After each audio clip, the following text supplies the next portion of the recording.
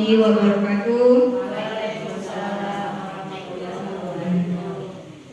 Baik, terima kasih Bapak Ibu atas kesediaannya hari ini sudah meluangkan waktunya di sela-sela kegiatan kita untuk menghadiri kegiatan diseminasi budaya positif di SD 013 Penajam. Saya Iswati Ningsih, JGP Angkatan 8 Kabupaten Penajam Pasir Utara. Salawat serta salam tidak lupa kita curahkan kepada junjungan kita Nabi besar Muhammad SAW, yang mana pada hari ini kita masih diberikan nikmat kesehatan oleh Allah Subhanahu Wa Taala sehingga kita bisa melaksanakan kegiatan diseminasi budaya positif ini di SD 013 Penajam. Baik Bapak Ibu, untuk selanjutnya supaya kita juga nyaman dalam berkegiatan hari ini, maka kegiatan ini kita buka dengan bacaan basmalah. Bismillahirrahmanirrahim. Baik Bapak Ibu, untuk mengawali kegiatan hari ini kita dengarkan dulu sambutan dari Ibu Kepala Sekolah, Ibu Haja Rusminawati. Kepada beliau saya persilakan.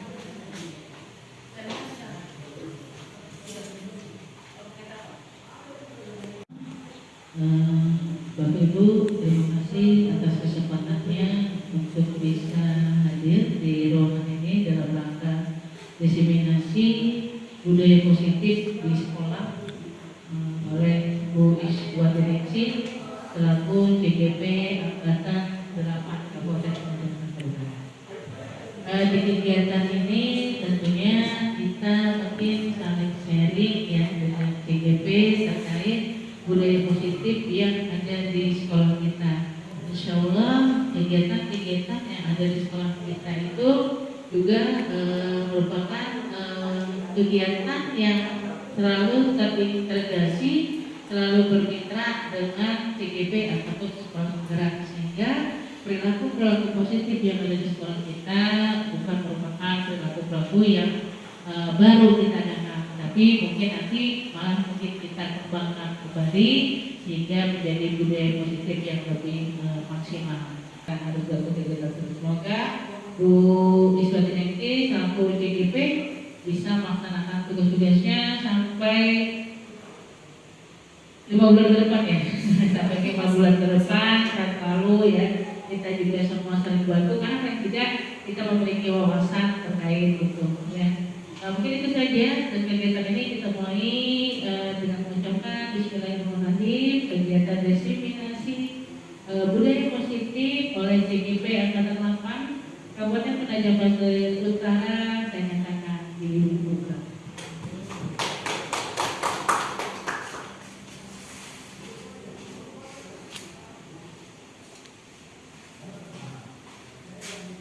Terima kasih kepada Ibu Kepala Sekolah atas penguatannya.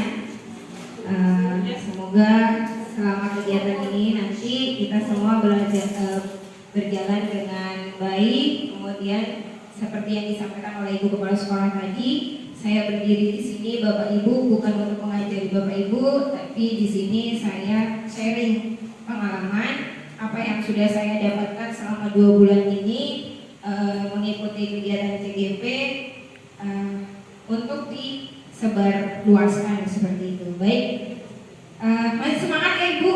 Siang-siang semangat ya? Masih semangat ya? Semangat. Tepuk semangat dulu kayaknya kita lihat supaya kita semangat, lebih semangat lagi. Yuk, tepuk semangat.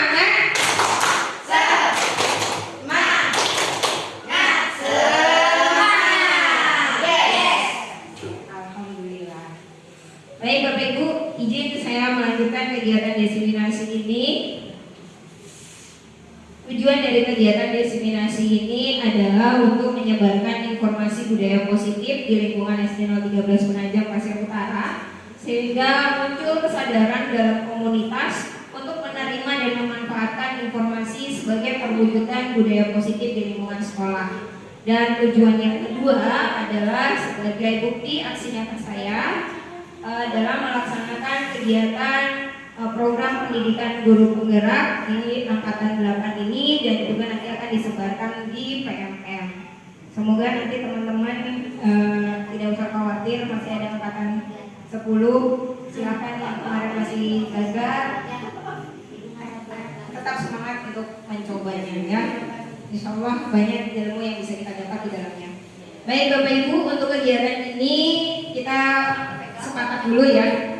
Ada kesepakatan belajar seperti biasa dalam beberapa kegiatan-kegiatan. Kesepakatannya adalah peserta berpartisipasi aktif. Bapak Ibu saya harapkan untuk bisa berpartisipasi aktif dalam kegiatan diseminasi ini. Kemudian jika ingin bertanya ataupun berbicara bisa mengangkat tangan terlebih dahulu. Kemudian kita saling menghargai dan juga menghormati. Yang memegang ponsel boleh ponselnya mohon untuk dalam mode senyap. Kemudian diperkenankan izin ke toilet atau yang lainnya jika memang itu adalah kebutuhan yang mendesak. Baik Bapak Ibu, adakah kesepakatan ini mau ditambah atau dikurangi? Silakan. Cukup? Bisa kita laksanakan ya Bapak Ibu? Baik, terima kasih Bapak Ibu. Kemudian kita lanjut. Sebelumnya saya izin bertanya. Kita menyampaikan dari tadi budaya positif. Budaya positif di sini pertanyaan yang pertama. Ada 3 pertanyaan yang ingin saya ajukan sebelum kita jauh ke dalam tentang budaya positif. Apa sih yang menurut Bapak Ibu sering mendengar kata disiplin? Saat mendengar kata disiplin itu apa kira-kira yang pertama terlintas di benak Bapak Ibu? Kemudian yang kedua, semasa menjadi murid pada masa dahulu, apakah ada memiliki pengalaman negatif tentang kedisiplinan? Kemudian jika berkenan untuk menceritakan pengalamannya dan apa dampak yang dirasakan, kemudian sehingga itu masih terngiang sampai sekarang. Pertanyaan yang ketiga, setelah Bapak Ibu menjadi guru, bagaimana pola pikir Bapak Ibu tentang kedisiplinan yang sudah diterapkan dan apa yang sudah berdampak pada peserta didik kita, dan strategi apa yang akan dilakukan, dan jika belum, apa yang ingin dilakukan untuk mewujudkan disiplin positif. Boleh Bapak Ibu yang mau menjawab? Apa sih yang terlintas pertama kali ketika Ibu mendengar kata disiplin dan menceritakan pengalaman tentang kedisiplinan di masa dahulu? Siapa Bapak Ibu? Satu orang boleh. Inilah kayaknya yang masih fresh mungkin ya Bu ya. Kalau ibu-ibu ini udah coba Bu Nila silakan.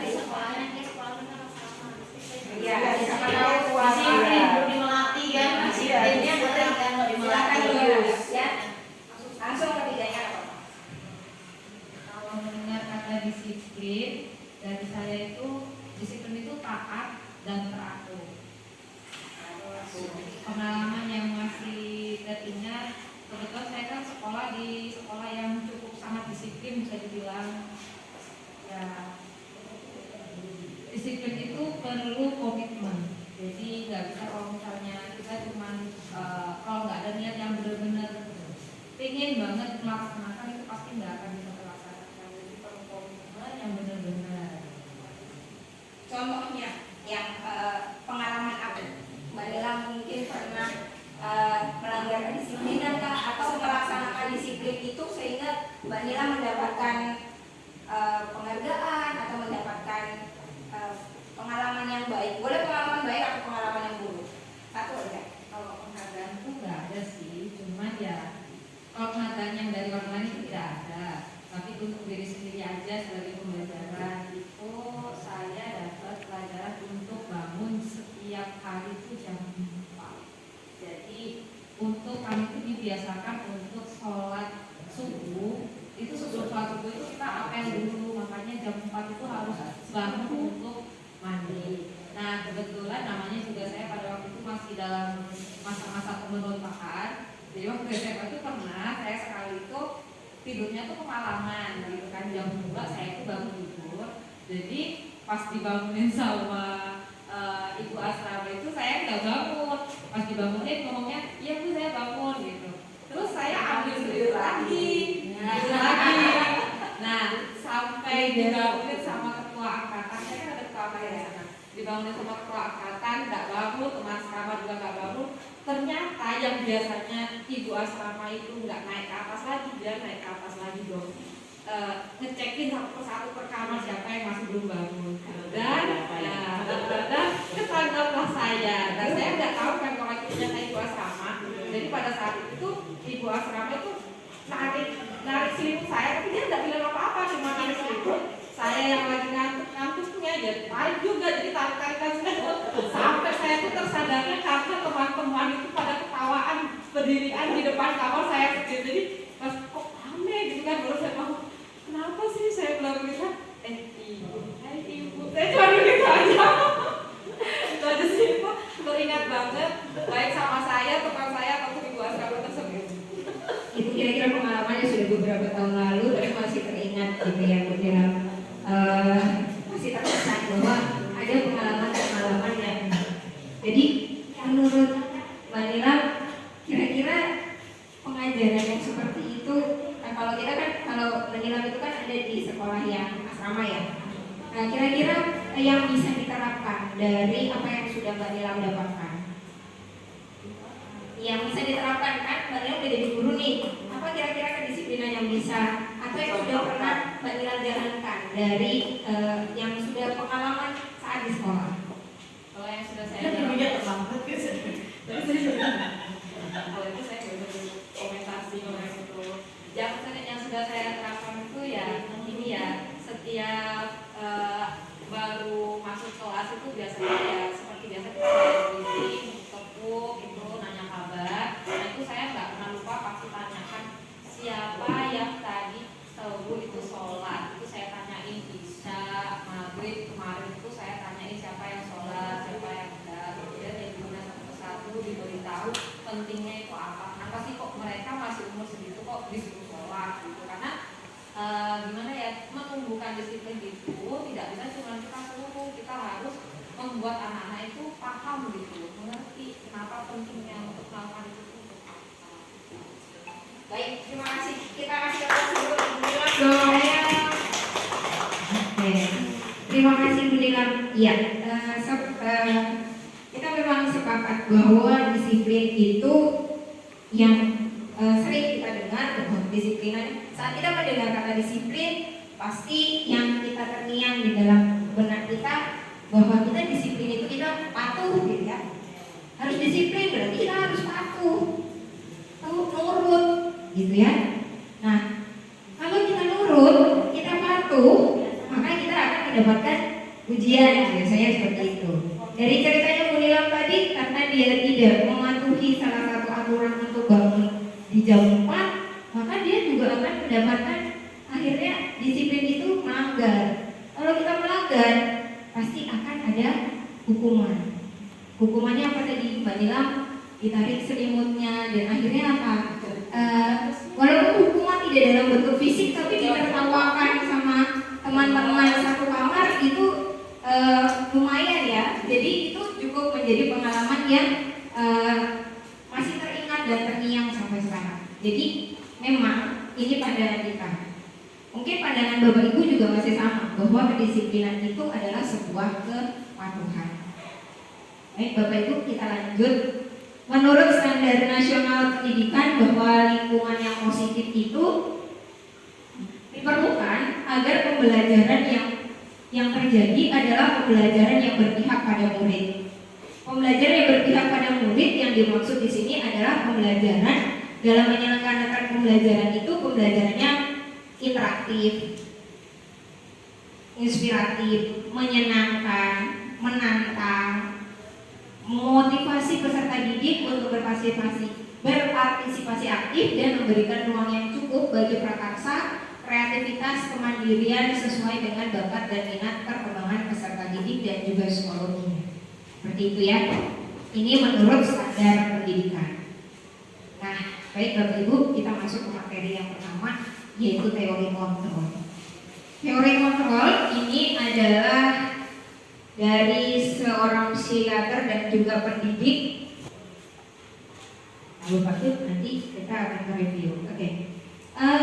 Ilustrasi yang pertama, ilusi seorang guru yang mengontrol murid.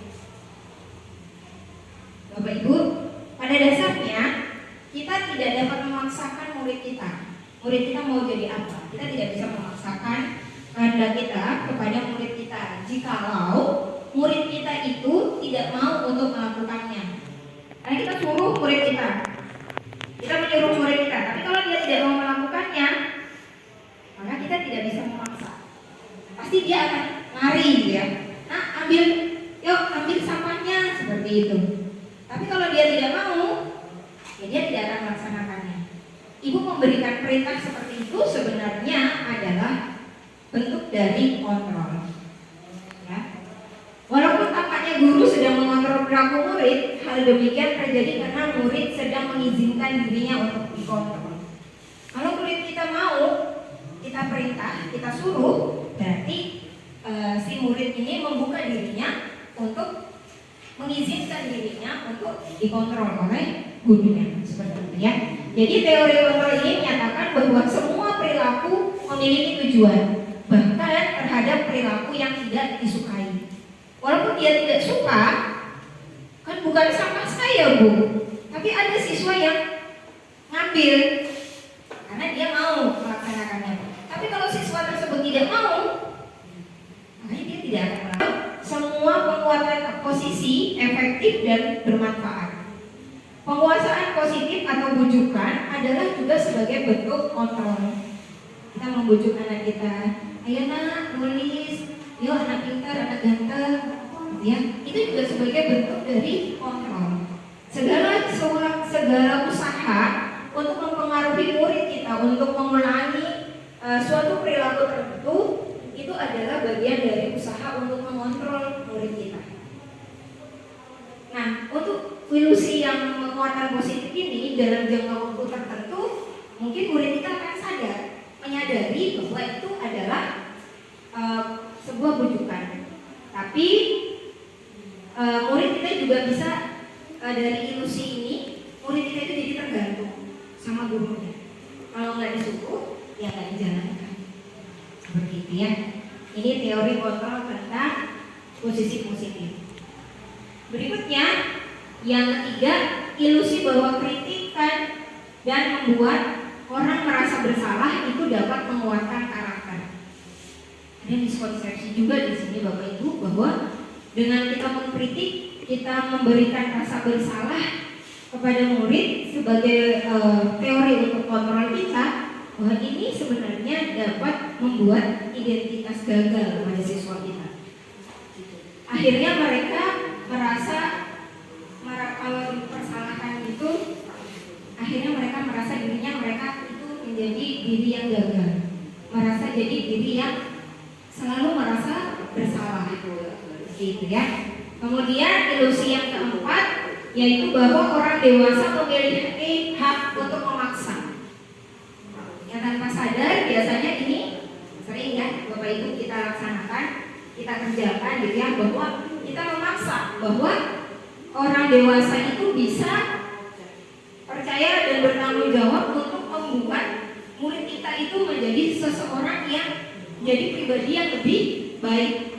Jadi kita seolah-olah memaksa, mengontrol mereka, memaksa mereka untuk menjadi pribadi yang lebih baik. Selanjutnya, Bapak Ibu, jadi dari teori kontrol tadi kita bisa lihat bahwa bagaimana kita bisa merubah paradigma yang tadinya stimulus respon kepada pendekatan teori kontrol. Nah, sebenarnya miskonsepsi tadi bahwa kita merasa seperti itu saat kita buat si anak untuk bisa merasa bersalah supaya dia mau memperbaiki perilakunya, tapi itu dalam jangka pendek saja. Realitanya kita menyamakan semua murid kita itu memiliki kebutuhan yang sama. Ya, kita menganggap bahwa murid kita itu kebutuhannya sama, gitu ya. Ada sawahnya, burungnya kayak K3, gitu ya. Nah, itu karena diberi respon, gitu ya. Betul. Ada ada mataharinya di tengah gunung gitu ya. Dan itu sama, satu kelas itu gambarnya semua sama. Karena itu tadi gurunya menganggap bahwa semua murid itu sama, memiliki kebutuhan yang sama. Kemudian kita mengubah orang agar pandangannya itu sama. Kita mengajak bahwa murid kita harus memiliki cara berpikir yang sama dengan kita. Seperti itu. Kemudian perilaku buruk dilihat sebagai suatu kesalahan. Jadi kalau dia melakukan kesalahan, dia kurang baik, misalnya dalam menggambar, oh ini salah, gitu ya, kita langsung justice. Ini mungkin zaman kita dulu, zaman saya menjadi siswa itu masih saya rasakan, dan orang lain itu bisa mengontrol, saya bisa mengontrol orang lain, dan kemudian pemaksaan ada pada saat rujukan. Dan gagal, sehingga pola pikirnya adalah menang dan kalah. Di sini saya mengajak Bapak Ibu untuk melihat teori kontrol. Yang realitanya bahwa murid kita itu berbeda, satu dengan yang lainnya berbeda, sehingga kita memiliki gambaran yang berbeda-beda antara setiap murid. Ya, kemudian dunianya. Ya, jadi kalau sekarang anak-anak gambar pemandangan, kemudian maunya pemandangan yang sawah saja, ya itu pemandangan juga. Kalau dia mau gambar pemandangan yang isinya hanya bunga saja, ya itu berarti menurut dia adalah sebuah gambar pemandangan juga. Begitu. Kemudian perilakunya, dia menggambar dan melakukan sesuatu itu pasti punya tujuan. Ada tujuannya dia membuat seperti itu. Dan yang hanya bisa mengontrol itu adalah dirinya sendiri. Yang bisa mengontrol diri kita adalah diri kita sendiri. Kita tidak bisa mengontrol orang lain. Dan untuk menciptakan kita butuh kolaborasi dan konsensus untuk menciptakan pilihan-pilihan yang baru, sehingga pola pikir kita adalah menang, menang, dan menang. Seperti itu ya. Bayangkan saja Bapak Ibu sedang menggenggam sesuatu yang menurut Bapak Ibu itu berharga. Genggam berlian. Ya. Anggap saja ada berlian gitu ya di dalamnya, ya. Ada emas. Kalau misalnya ibu yang berpasangan boleh yang berpasangan ini saling merebut dengan bujukan, dengan rayuan, ibu menggoda supaya apa yang ibu genggam tadi diminta sama temannya, diberikan, dibujuk gitu. Kira-kira coba ya Bapak Ibu ya, saling merebut gitu ya, saling merebut dengan bujukan, dengan rayuan, boleh dengan apapun, dengan hadiah misalnya seperti itu. Oke, siap ya Bapak Ibu ya? Yang tidak punya teman boleh mencari teman dulu mungkin Bapak Ibu ya. Jangan apa ya, kalau apa ini kayak gini nanti. Siap ya Bapak Ibu ya? Nah, oke, coba. Apa yang dia bicara sama saya deh, coba ya. Kita saling merebut apa yang kita punya, gitu ya. Nanti kita lihat ya. Saya punya sesuatu seperti ini, bajaknya, ya. Siap ya Bapak Ibu? Hitungan ketiga kita saling mencoba untuk meraih. 1, 2, 3.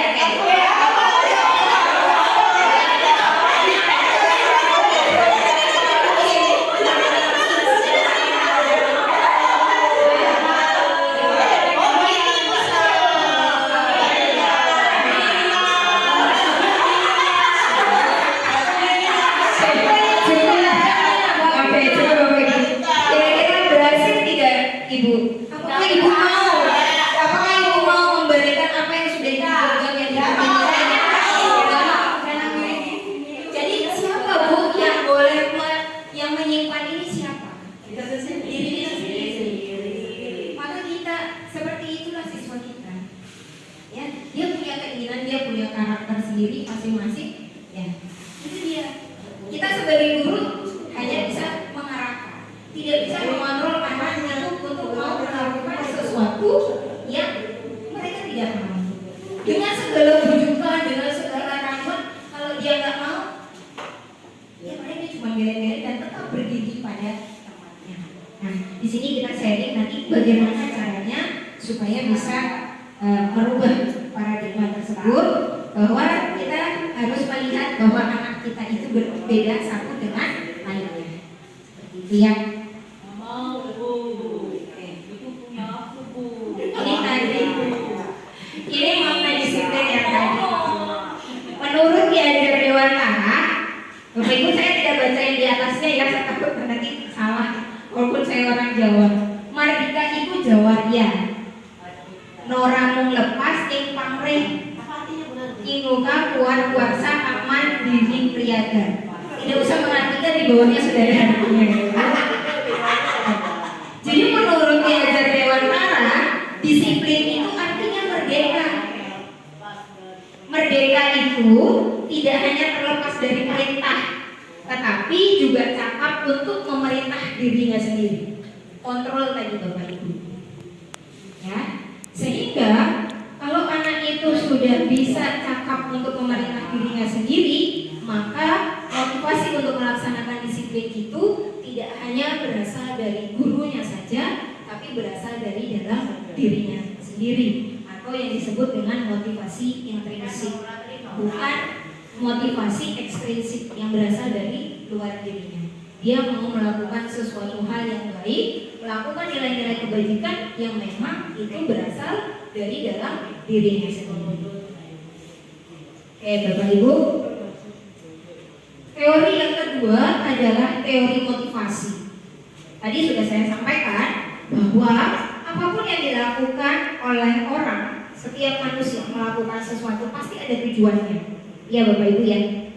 Anak-anak juga biarpun dia melakukan suatu kesalahan, pasti dia juga punya tujuan. Nah, teori motivasi ini ada 3. Untuk yang pertama, anak-anak itu melakukan disiplin untuk menghindari hukuman. Dia datang pagi supaya nggak dihukum sama Bu Jana. Mbak Nilam tadi bangun jam 4. Aku harus bangun supaya saya tidak dihukum.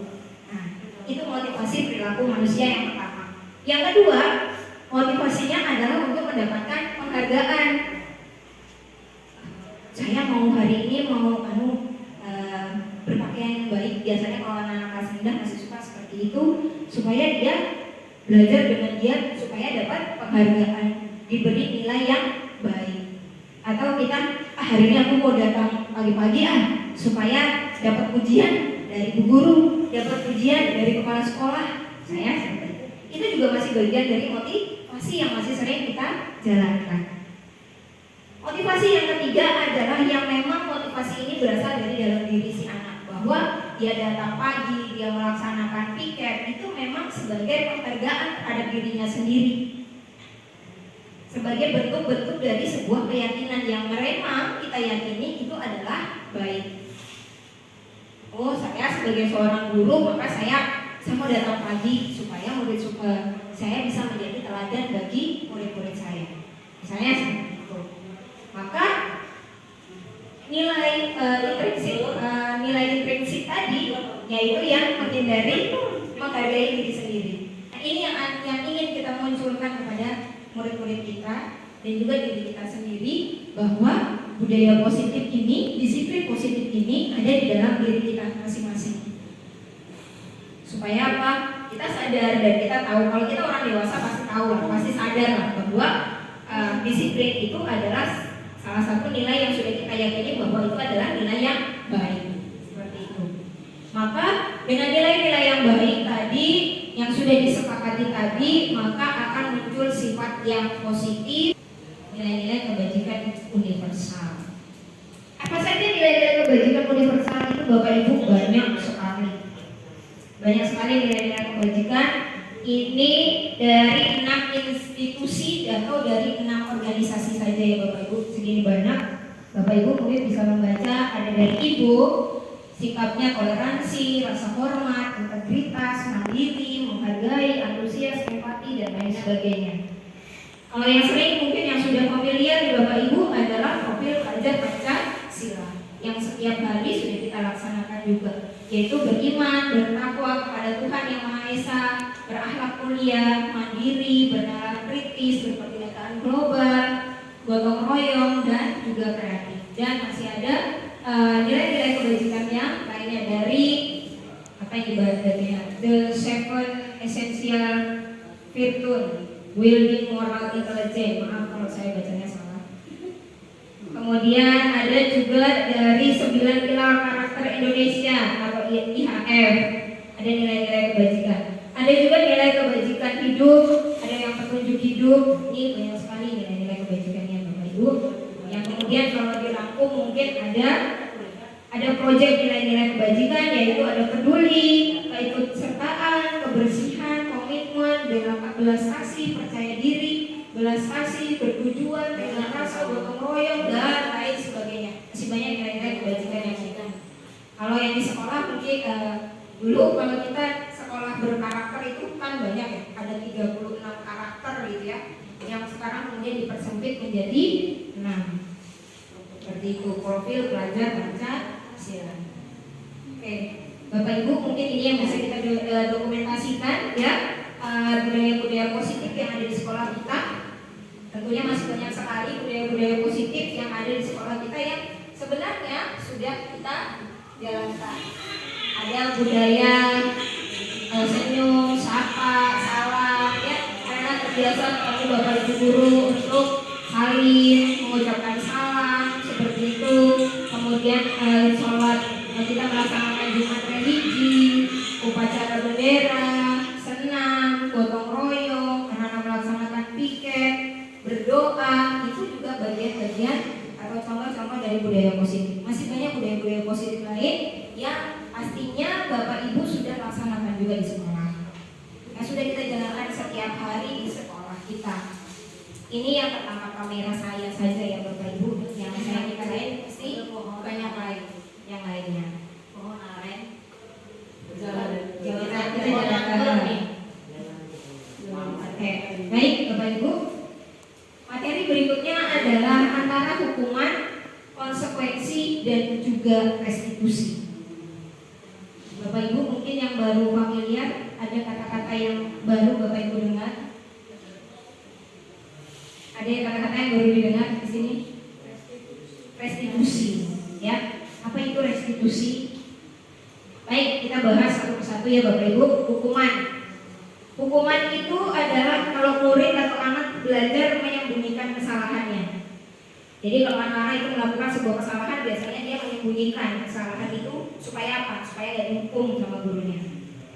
Maka dampaknya saat anak itu mendapatkan sebuah hukuman, pasti dia merasa marah, pasti dia mempunyai rasa bersalah, dia rendah diri, bahkan bisa selamanya anak itu menarik diri.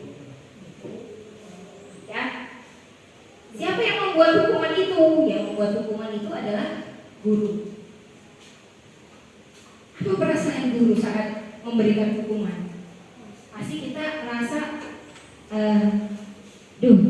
kok tadi saya menghukum si ayah, kok tadi saya cubit ya, seperti dia. Ada rasa bersalah, ada rasa mengkritik diri sendiri, seperti itu ya.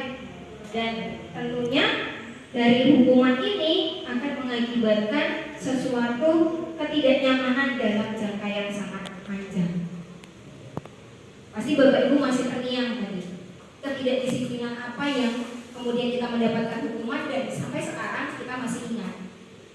Ya Bapak Ibu ya. Tadi kan contoh kecilnya dari Pak Gilang. Tapi saya yakin Bapak Ibu masih punya pengalaman-pengalaman yang tersimpan. Ya, mana tidak siapa.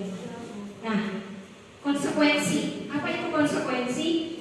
Konsekuensi itu adalah murid atau anak belajar untuk taat peraturan. Kita mengajari anak-anak untuk taat peraturan, patuh terhadap peraturan. Hari ini kita mau ini kesepakatan. Jadi konsekuensi ini misalnya gini, kalau tidak mengerjakan PR, kenapa tidak kerjain PR? Kita sudah punya kesepakatan dengan murid kita bahwa kalau nggak mengerjain PR, dia harus kerjain PR-nya nanti pada saat jam istirahat, misalnya seperti itu. Jadi ini adalah sebuah konsekuensi. Jadi murid sudah tahu, oh kalau saya terlambat, konsekuensinya saya harus pulang terakhir, misalnya seperti itu kesepakatannya. Atau misalnya kalau nggak ngerjain PR, berarti saya harus tidak istirahat dan saya harus mengerjakan Kemudian apa dampaknya untuk guru? Itu membangun. Guru menyatakan bahwa peraturan itu sebagai peringatan dan menerapkan konsekuensinya. Kemudian penguatannya hanya dalam bertahan dalam beberapa waktu jangka pendek saja. Mungkin anak-anak kita akan melakukan sesuatu kebaikan, tapi itu jangkanya pendek. Ada saja nanti waktunya dia untuk mengulang kembali. Nah, bagaimana dengan restitusi? Restitusi itu kita mengajak anak kita untuk memecahkan masalahnya sendiri. Kemudian anak tidak kehilangan waktu, dan kemudian anak itu bersemangat untuk memperbaiki dirinya. Siapa yang harus mencari solusi? Solusinya itu muncul dari diri murid sendiri. Kemudian untuk guru, penguatannya adalah guru menyebutkan keyakinan kelas dengan membimbing kerangka acuan berpikir restitusi murid atau anak. Ya Bapak Ibu, ini bedanya. Jadi kalau hukuman berarti kita menghukum, sudah jelas menghukum. Ini kalau zamannya saya sekolah, kalau saya berbuat salah pasti dihukum, ya. Kalau zaman sekarang mungkin beberapa yang sudah kita lalui adalah kita sudah membuat kesepakatan. Berarti kalau melanggar kesepakatan ada konsekuensi yang harus dilaksanakan. Tentunya konsekuensi ini sudah ada kesepakatannya antara guru dengan si murid. Kemudian untuk restitusi ini kita mengajak anak-anak untuk memecahkan masalahnya sendiri. Seperti itu. Nanti kita lihat ya Bapak Ibu seperti apa restitusi yang akan kita jalankan. Nah, sebelum kita menjalankan restitusi, maka kita akan membuat keyakinan kelas dulu. Meyakinkan anak-anak untuk bisa menjalankan nilai-nilai kebajikan. Merumuskan keyakinan kelas. Keyakinan kelas untuk merumuskannya berarti keyakinan kelas ini lebih bersifat abstrak daripada peraturan, yang lebih rinci dan lebih konkret. Kemudian keyakinan kelas itu berupa pernyataan-pernyataan universal. Keyakinan kelas itu senantiasa dibuat dalam bentuk positif. Keyakinan kelas hendaknya tidak terlalu banyak sehingga mudah untuk diingat dan dipahami oleh semua warga kelas. Keyakinan kelas sebaiknya sesuatu yang dapat diterapkan di lingkungan tersebut. Semua warga kelas hendaknya ikut berkontribusi dalam pembuatan keyakinan kelas lewat kegiatan curah pendapat. Kemudian yang terakhir yaitu bersedia meninjau kembali keyakinan kelas dalam jangka waktu ke waktu. Jadi keyakinan kelas ini. Mungkin Bapak Ibu baru juga ya dengan keyakinan kelas ini. Bapak Ibu sudah familiar dengan kesepakatan kelas. Kalau kesepakatan kelas tadi lebih jatuhnya kepada konsekuensi. Jadi kesepakatan itu dibuat bisa jadi muncul dari gurunya. Tapi kalau yang namanya keyakinan kelas ini adalah nilai-nilai kebaikan, nilai-nilai kebajikan yang sudah selalu dilaksanakan oleh anak-anak, itu yang kita munculkan dari tata tertib. Jadi dari kesepakatan kelas yang sudah kita punya, nanti bisa kita buat menjadi keyakinan kelas seperti itu. Bagaimana prosedur pembentukannya? Saya bacakan dulu ya Bapak Ibu. Pertama kita mempersilakan warga sekolah atau murid-murid kita untuk curah pendapat tentang peraturan yang perlu disepakati. Kita sudah punya tata tertib, dan nanti tata tertibnya itu kita indikat lagi pada murid-murid kita. Kelas. Yang pertama kita mempersilahkan dulu murid-murid kita bercurah pendapat tentang peraturan-peraturan yang ada di sekolah. Pasti mereka sudah familiar. Kalau kelas besar mereka sudah tahu apa peraturan, apa tata tertib yang ada. Kemudian yang kedua, mencatat masukan-masukan dari murid tersebut di papan tulis atau di kertas dengan curah pendapat. Bisa juga menggunakan poster untuk bisa dilihat hasil curah pendapatnya. Apa-apa saja tata tertib yang ada di sekolah. Berikutnya menyusun keyakinan kelas untuk prosedur pembentukan keyakinan kelas untuk mengganti kalimat-kalimat yang tadinya masih negatif menjadi kalimat-kalimat positif. Kemudian seperti contohnya kalimat negatif, jangan lari-lari di kelas atau di koridor. Kalimat positifnya menjadi berjalanlah di kelas atau di koridor. Kemudian tinjau kembali daftar curah pendapat yang sudah dicatat. Anda mungkin mendapati bahwa pertanyaan yang tertulis di sana masih banyak berupa peraturan-peraturan. Selanjutnya, ajak keluarga sekolah atau murid-murid kita untuk menemukan nilai-nilai kebajikan atau nilai-nilai keyakinan yang ingin kita tuju. Contohnya, berjalan di kelas, dengarkan guru, datanglah tepat waktu, berada di bawah satu payung, yaitu keyakinan untuk saling menghormati atau nilai kebajikan hormat. Keyakinan inilah yang dimaksud dalam daftar untuk disepakati. Kegiatan ini juga merupakan pendalaman pemahaman bentuk peraturan keyakinan sekolah atau keyakinan kelas. Kemudian tinjau ulang keyakinan sekolah atau kelas secara bersama-sama. Seharusnya setelah beberapa peraturan tadi telah disampaikan kelas tadi dibuat, maka seluruh warga kelas dipersilakan untuk meninjau ulang dan menyetujuinya dengan menandatangani keyakinan kelas atau sekolah termasuk guru dan murid. Keyakinan kelas selanjutnya bisa dilekatkan di dinding di tempat yang mudah dilihat oleh semua warga kelas. Hampir sama ya keyakinan kelas, tapi bedanya di sini bahwa ada nilai-nilai kebajikan yang ingin kita terapkan. Kita munculkan nilai-nilai kebajikan tersebut, kemudian dan dia lebih simpel. Kalau menurut saya bahasanya lebih simpel, tapi maknanya luas. Seperti itu. Ini contoh dokumentasi pembentukan keyakinan kelas saya. Hari pertama kegiatan MPLS, kalau nggak salah di hari ketiga MPLS itu saya menampilkan tentang tata tertib. Berikutnya, kalau nggak salah ini hari Seninnya, saya membuat kesepakatan keyakinan kelas yang saya tulis di papan tulis. Di situ anak-anak sudah menentukan apa saja tata tertibnya. Ya, ada 10 tata tertib yang hari itu diutarakan oleh anak-anak. Kemudian sudah saya ubah karena anak kelas 2 masih menggunakan Bu, nggak boleh ini, nggak boleh itu, gitu. Mereka masih pakai bahasa seperti itu.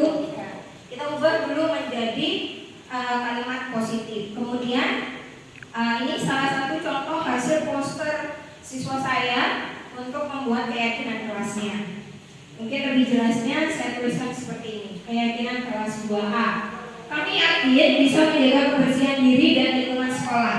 Jadi nilai kebajikannya adalah kebersihan. Jadi kebersihan diri berarti termasuk pakaiannya, mereka berpakaian yang rapi, nggak ada keluar-keluarin gitu ya. Kemudian termasuk untuk menjaga. Berikutnya, keyakinan berikutnya adalah bisa menghargai dan menghormati siapa saja. Lakit dari depan, saya ulang ya.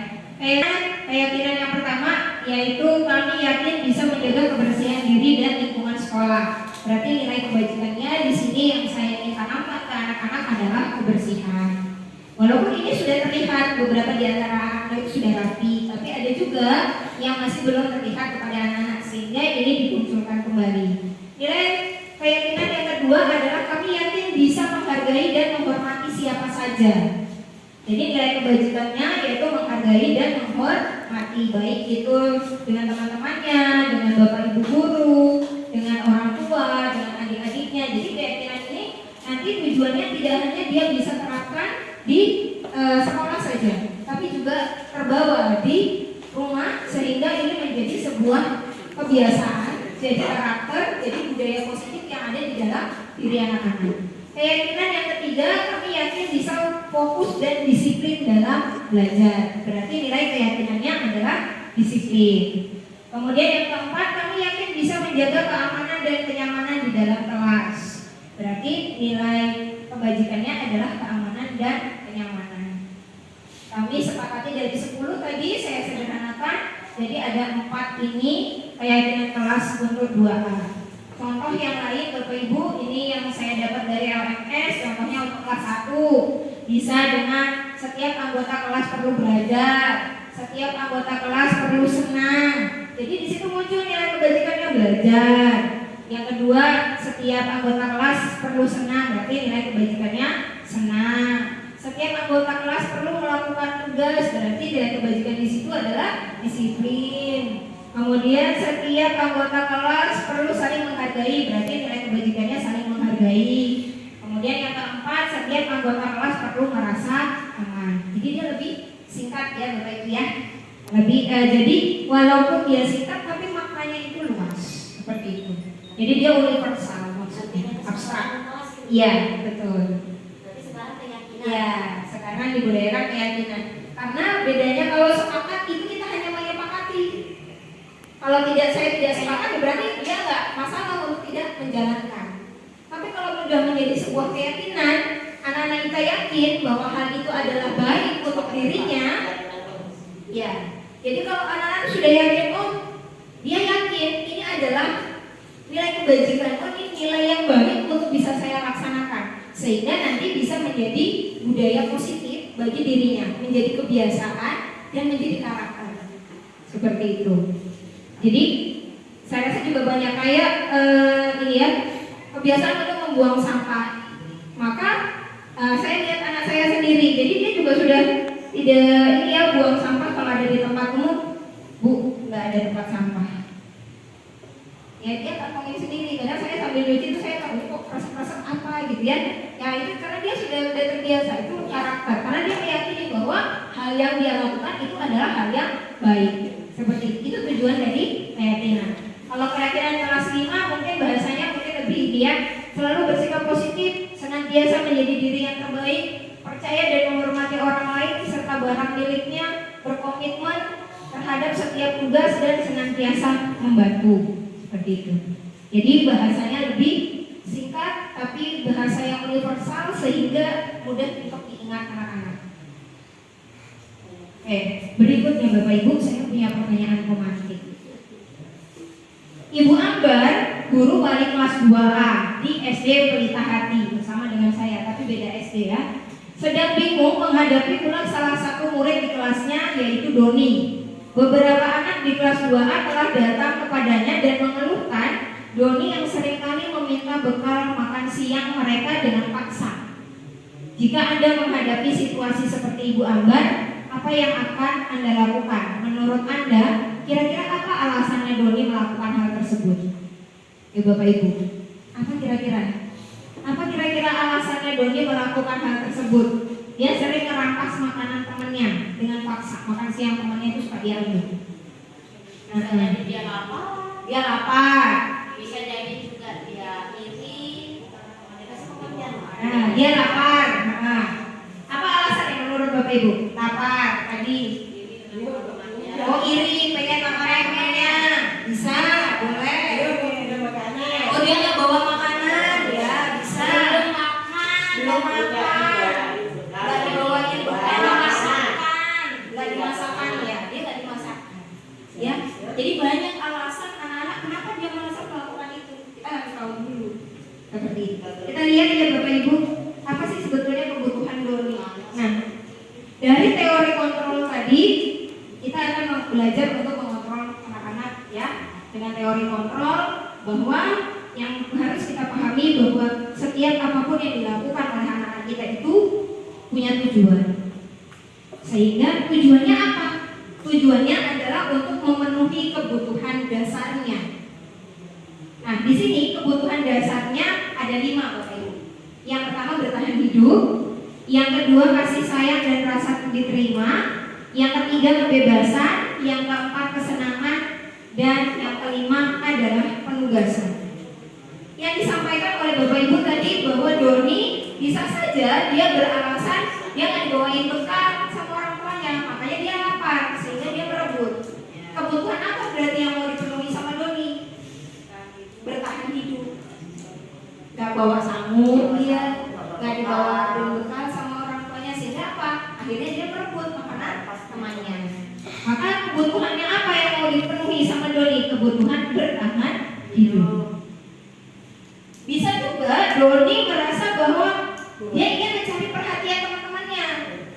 Dengan dia jahil, merampas temannya, dengan tujuannya bahwa kalau dia ngerebut makanan temannya, maka dia akan dilaporkan sama gurunya. Gurunya akan memperhatikan dia, dan kemudian gurunya akan melaporkan kepada orang tuanya, sehingga orang tuanya apa? Memperhatikan, bawain bekal, jadi dia lebih diperhatikan. Bisa jadi itu juga tujuannya. Mungkin tujuan yang ketiga dia pengen mendapatkan sebuah kebebasan. Supaya dia aja gitu ya. Dia merasa bebas, dia pengen mencoba sesuatu dan dia merasa senang kalau dia melakukan itu. Kemudian kesenangan, ya senang. Kalau dia gangguin temannya, akhirnya temannya itu, jangan begini, jangan begitu.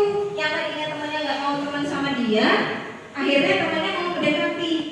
Oh, kalau aku berbuat seperti ini, aku ditemani loh sama temanku, seperti itu. Ya. Kemudian ada nilai penguasaan, kebutuhan akan penguasaan. Dengan dia melakukan seperti itu, teman-temannya jadi takut sama dia, sehingga dia merasa bahwa dia berkuasa. Nah, bisa jadi juga seperti itu. Jadi setiap apa yang dilakukan anak-anak itu pasti ada tujuannya, ada maksudnya. Maksudnya apa? Untuk memenuhi 5 kebutuhan dasar manusia ini tadi. Begitu juga kita Bapak Ibu, ini tidak hanya berlaku kepada anak-anak, juga berlaku kepada diri kita, yaitu orang dewasa. Pasti kita melakukan sesuatu untuk memenuhi kebutuhan kita. Berikutnya adalah 5 posisi kontrol. Nah, ini Bapak Ibu. Posisi kontrol kita sebagai guru. Nah, tadi ada teori kontrol. Teori kontrol yang harus dimiliki oleh guru. Ada 5 Bapak Ibu, sebagai penghukum, membuat merasa bersalah, sebagai teman, sebagai pemantau, dan yang 5 sebagai manajer. Kira-kira menurut Bapak Ibu ada di posisi yang mana? Oke, saya punya video Bapak Ibu, semoga bisa dibuka ya videonya. Nah, kita lihat dari ilustrasi ini, nanti Bapak Ibu bisa lihat.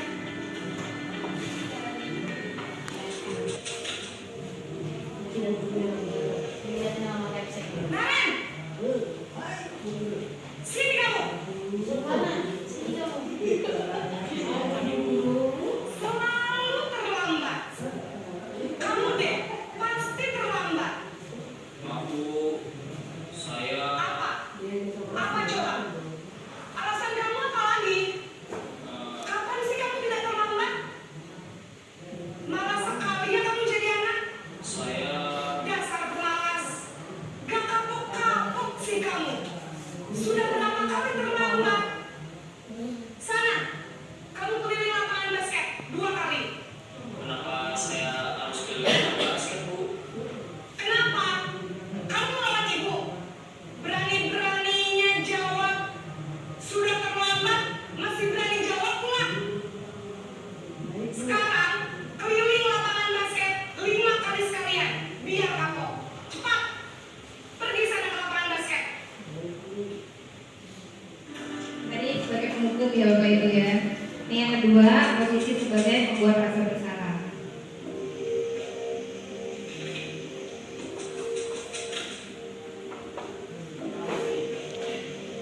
Naren! Naren.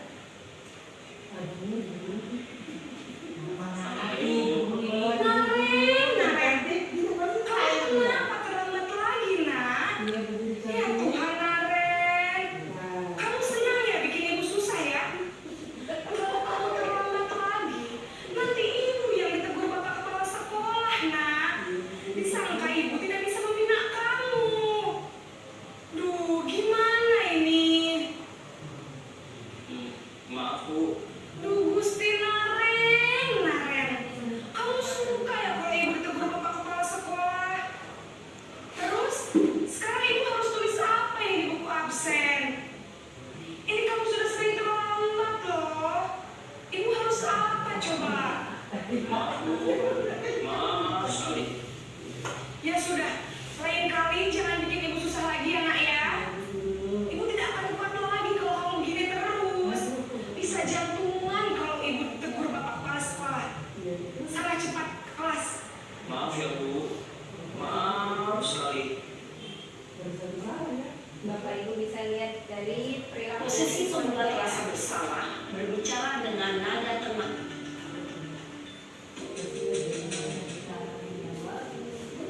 teman. Yang ini sebagai teman.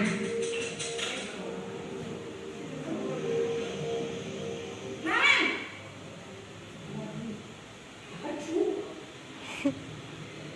Selamat pagi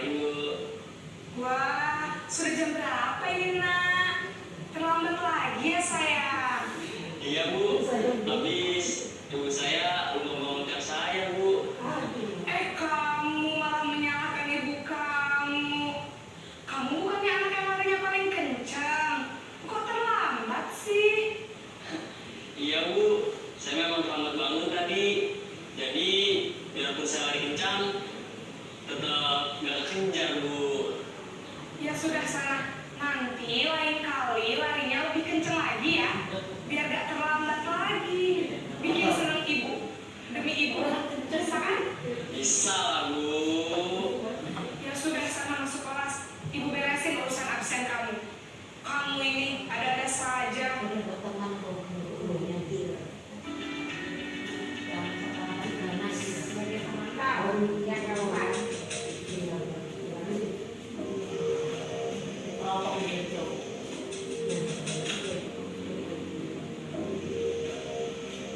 Naren!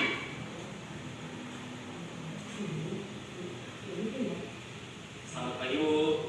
Naren, apa peraturan sekolah kita tentang jam berapa kita harus masuk sekolahnya? Kita harus di sekolah jam 7 Bu. Iya betul, sekarang sudah jam 7.20. Naren sudah tahu konsekuensinya jika terlambat hadir. Paham Bu, saya harus tinggal kelas pas jam istirahat selama 20 menit. Iya benar, konsekuensinya demikian. Jadi nanti jam 9.30 pas istirahat, kamu harus tinggal di kelas, kerjakan tugas tambahan untuk ketertinggalan kamu, ya? Baik Bu.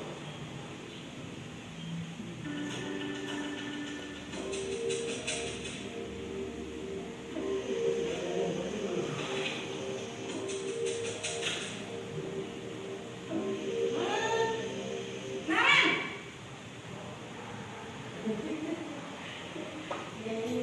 Selamat pagi Bu. Kesel di Naren nih. Selamat pagi Naren. Maaf Bu, saya terlambat. Iya, sekolah masuknya jam 7, sekarang sudah jam 7.20. Jadi sekarang bagaimana ini Naren? Maaf Bu, saya lupa setel alarm saya semalam. Baiklah, menurut kamu, keyakinan sekolah yang mana yang perlu kamu tingkatkan? Menghargai diri sendiri dan orang lain mungkin ya Bu. Setuju. Jadi, apakah Naren meyakini prinsip saling menghormati tersebut? Iya Bu, saya meyakininya. Apakah Naren bersedia memperbaiki masalah keterlambatan ini? Bersedia Bu. Bagaimana kamu akan memperbaiki masalah keterlambatan ini? Saya akan coba untuk tidak lupa menyetel alarm saya Bu. Baik, kalau Naren lupa menyetel alarm di rumah, ada orang yang kira-kira bisa bantu mengingatkan tidak? Ada Bu, kakak saya, Kak Emma. Ada lagi selain Kak Emma? Selain Kak Emma, ada ibu saya. Baik, jadi yang mengingatkan Naren adalah Kak Emma dan ibu kamu ya? Ibu itu ya. Kira-kira akan mulai setel alarm kapan nih Naren? Setelah pulang sekolah, akan segera saya lakukan. Baik, jadi Naren akan setel alarm untuk bangun besok pagi dan akan diingatkan oleh kakak dan ibunda Naren ya. Ada lagi yang mungkin perlu dilakukan Naren agar tidak terlambat bangun lagi. Tidak ada Bu. Baik Naren, terima kasih untuk kerjasama kamu. Sekarang kamu perlu kembali ke kelas untuk belajar. Baik Bu, terima kasih. Baik Bapak Ibu, dari 5 posisi kontrol tadi, kira-kira kita bisa introspeksi ya. Mana yang sering kita laksanakan masih? Gua main. Yang mana posisi kontrolnya? Yang masih sering dilaksanakan kira-kira yang mana nih? Kadang kan yang ada yang bilang ini tadi sama saya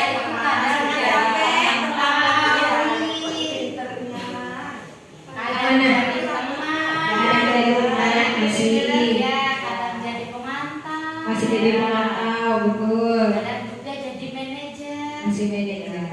Sudah pernah ya jadi manajer. Walaupun mungkin tahapan-tahapannya hukum saya nggak di sini. tahapannya masih belum ya. Iya. Betul Bapak Situasi Ibu. muridnya memang mudah. Iya. Memang yang harus kita hindari adalah yang hukum membuat rasa bersalah. Itu memang sudah tidak zaman lagi untuk bisa seperti itu. Menyalahkan anak karena itu tadi di awal sudah diberikan bahwa kalau kita seperti itu maka konsekuensi atau efeknya itu jangka panjang kepada anak-anak kita saat kita menjadi seorang yang menghukum. Kan kita bisa lihat tadi ya dari video tadi bahwa ekspresinya si Naren itu bagaimana. saat si guru memerankan menjadi pembuku, jadi ketakutan seperti itu. Saat menjadi pembuat merasa bersalah, dia betul-betul duduk, tidak berani menatap gurunya juga ngomong, terus tidak memberikan jeda seperti itu. Dia tidak menerima alasan apapun yang sudah diberikan oleh anaknya. Jadi itu kalau bisa dihindari. Berikutnya adalah posisi teman, ya. Tapi ini saya walaupun kita bisa gampang, paling Bu Amai ini, ya, seperti itu. Kan nanti Bu Ana nggak dihukum juga, tidak ada konsekuensinya di balik itu. Yang paling disarankan di sini adalah posisi manajer. Jadi kita memang mungkin kita bisa menjalankan beberapa ya Bapak Ibu. Kita menjadi pemantau, kita lihat bagaimana anak-anak. Kemudian saat anak tersebut punya masalah, maka kita memposisikan diri sebagai manajer. Saya di sini juga belajar Bapak Ibu. Saya juga masih sering menjadi penghukum. Terkadang kita masih bisa membuat rasa bersalah. Walaupun melihat situasi dan kondisinya, kita juga pasti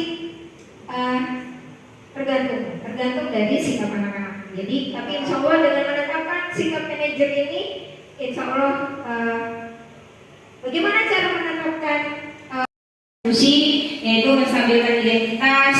Pertanyaannya misalnya dengan setiap orang pernah melakukan kesalahan. Kamu bukan satu-satunya orang yang pernah melakukan ini. Berikutnya untuk menanyakan keyakinan, memvalidasi tindakan yang salah. Pertanyaan yang bisa kita ajukan misalnya, kamu tentu punya alasan kenapa kamu melakukan itu, atau berikutnya ada cara yang lebih efektif untuk mendapatkan apa yang kamu butuhkan. Dan yang ketiga yaitu menanyakan keyakinan. Keyakinan kelas apa yang telah kita sepakati dan kamu ingin menjadi orang yang seperti apa. Nah, itu contoh-contoh pertanyaan yang bisa kita laksanakan. Di sini ada di YouTube, tapi ada beberapa.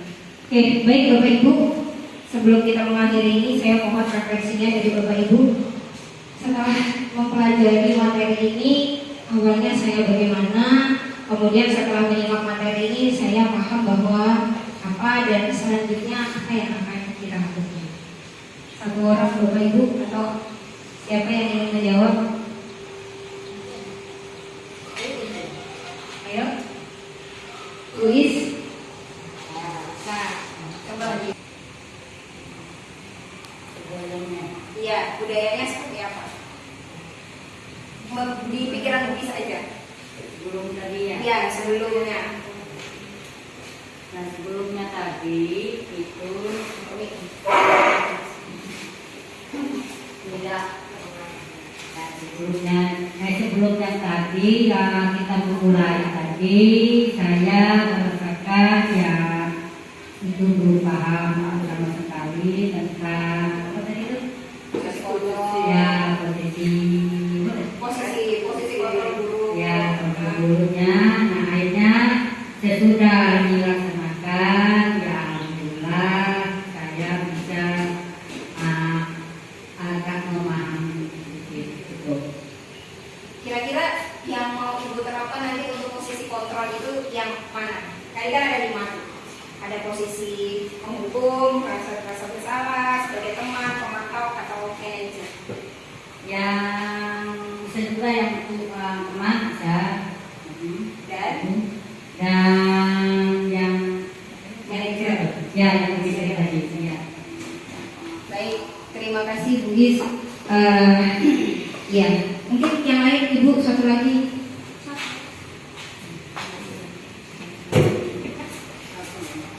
Oke, refleksinya kali ini sebelum belajar materi ini tadi awalnya saya itu masih kurang paham tentang bagaimana manajemen kontrol tadi ya, manajemen kontrol dan tentang keyakinan kelas. Awalnya saya kira masih sama lah dengan kesepakatan kelas, ternyata memang ada perbedaan, yaitu dari kata-katanya saja sudah dikurangin, persempit lagi ternyata. Jadi setelah menyimak materi ini saya jadi paham bahwa kesepakatan kelas berbeda dengan keyakinan kelas dan speed control kita juga ternyata ada konsekuensinya. Dan selanjutnya mungkin saya akan berusaha untuk menjadi, tadi kan ada 5 ya. Tadi ada 5 untuk apa tadi itu namanya? Posisi kontrol. Ada yang menjadi penghukum, ada yang menjadi teman, kemudian ada yang jadi merasa bersalah, kemudian ada yang manajer, kemudian ada yang menjadi pemantau. Ya, selanjutnya mungkin saya akan lebih fokus ke manajer karena memang penyelesaiannya mengajarkan anak untuk menjadi lebih baik daripada sebelumnya. Asik. Oke, beri tepuk tangan dong untuk kita semua. Oke, ya Bapak Ibu, terima kasih atas refleksinya dari materi ini. Kemudian berikutnya adalah kesimpulannya. Baik, disiplin positif itu adalah bagian dari motivasi. Jadi kita bagaimana cara kita memunculkan motivasi intrinsik yang ada di dalam diri murid kita. Caranya yaitu dengan menerapkan disiplin positif, dengan menerapkan nilai-nilai kebajikan yang bisa kita tuangkan dalam keyakinan kelas dan memposisikan diri kita, posisi kita sebagai guru yaitu sebagai manajer. Sehingga apa? Dengan keyakinan kelas yang dibuat tadi, tujuannya adalah memotivasi dari dalam dirinya bahwa mereka bisa melakukan nilai-nilai kebajikan sehingga itu bisa menjadi karakter bagi murid-murid kita.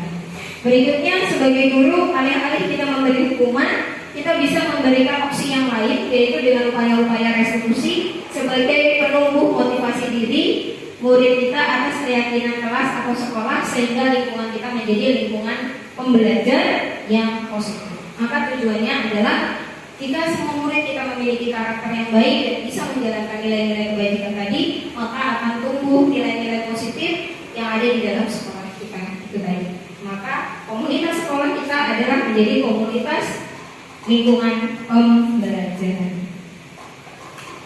Ini suatu quotes dari Muhammad Ali yang menurut saya menarik dan sesuai dengan materi yang saya sampaikan hari ini. Ini adalah pengulangan adalah sebuah afirmasi diri yang mengarahkan pada keyakinan. Dan ketidakyakinan tersebut menjadikan keyakinan kita menjadi mendalam dan hal-hal mulai terjadi.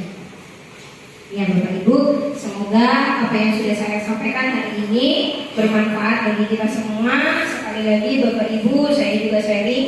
Di sini saya juga mulai belajar bagaimana memposisikan diri saya sebagai guru, memposisikan diri kita sebagai manajer bagi murid-murid kita.